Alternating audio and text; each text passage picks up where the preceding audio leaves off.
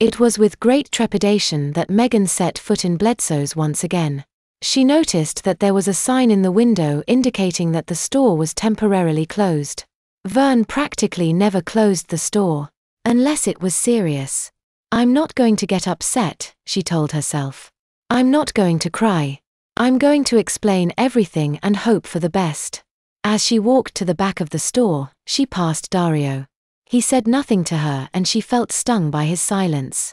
The coterie that awaited her inside the office was enough to make her hopes vanish in a puff of dense frustration. Vern sat behind the cluttered, battered, paper-littered desk, his familiar scowl imprinted firmly upon his tired-looking face. Josh and Jed stood to either side of him. Megan didn't know which one scared her more, the 6-foot-plus ex-Marine or the fastidious one-time theater student who was now giving her the evil eye. Have a seat, Vern said. Megan nodded and pulled up a cheap metal folding chair. It was all she could do to keep from collapsing. She saw the closed-circuit TV in the corner and winced. It was all there. We've already spoken to Dario about this, said Josh. We'd like to hear your side of it. Megan began. She felt clammy. It seemed like it was 100 degrees in the room. She couldn't do this. May I please have some water? Vern nodded and motioned for Jed to fetch her a bottle of water. Relax, Josh urged in a conciliatory tone. His advice was of little help to her then. Megan took the cold water and pressed it up against her forehead before drinking. She was so nervous that she ended up spilling some of it, but it helped nonetheless. After taking a deep breath, Megan made what she hoped would be the most difficult confession she would ever have to make. I wear diapers, she revealed. It started almost right after I came back. Josh, do you remember I was out of it for a few days? Yes, Josh replied. I was wondering what that was all about. Well, she swallowed hard. I was having some problems with wetting the bed. Purely stress-related. I took some medication for it and that made me very tired. So then. I think I know where this is going, Vern interrupted. But why hide something like that? You had a legitimate reason. Not exactly. I needed them for bedwetting, but when it came time for during the day, I kinda chose to. Megan recoiled. She saw that Vern's face was red. That meant he was going to yell. She'd been yelled at by him before, but those times were different. He was criticizing the way she did her job then. If he yelled at her now, he'd be criticizing her. Megan didn't think she could take it. After the acceptance of her family and Kylie and Ron, to be denounced now would destroy her. Fortunately, Josh was there to save her. Why don't you let me handle this? He asked. Make it quick, he grumbled. Come on, Jed, might as well reopen the store. Even after he left them, Megan still felt no better. She had her head in her hands. She couldn't look Josh in the eye. He was supposedly a friend. And she hadn't told him. After all this time, she hadn't told him anything. Is this, he began. I mean, is it, come on, Meg, help me out here. Well, there were real accidents. But, that isn't really why I did it. I was having problems, she explained. With stress and with bedwetting and with guys and with my family and with everything. And it was just easier, to pretend to be little and not worry sometimes. And if that makes me a freak, I'm sorry, but, Megan, he said, staring into her eyes. Why didn't you tell me? I wanted to, she exclaimed as the tears finally came. I wanted to. But I couldn't. I didn't think you'd understand. I still don't, Josh remarked as he handed her a tissue. But I do know that keeping a secret like that had to have been tough. Megan blew her nose and forced herself back into calmness. She was determined not to embarrass herself any further. It was impossible, she remarked. It was fun at times, too. Knowing that you didn't know. But sometimes I wondered if you did. It was like leading two different lives. I guess I just got sick of it after a while, which was why I told Dario. What happened, what you saw on the tape was completely not his fault. If you want to blame someone, blame me. Josh cleared his throat. I know how invasive this line of questioning must sound, but I have to ask. Are you and Dario sleeping together? No. Megan replied. Him babying me was a one-time thing. And I feel really, really stupid because of it. Josh bit his lip.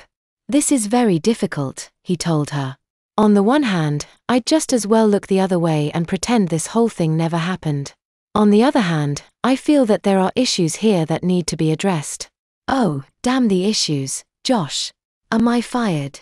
No, I don't think so. Is Dario? No. Megan breathed a sigh of relief. You aren't off the hook yet, Josh told her. Why don't you go outside, take a minute to compose yourself and come back in? I'll see if I can explain this to Vern. Josh, she said. I really do feel bad about not telling you. Look, there's something else too.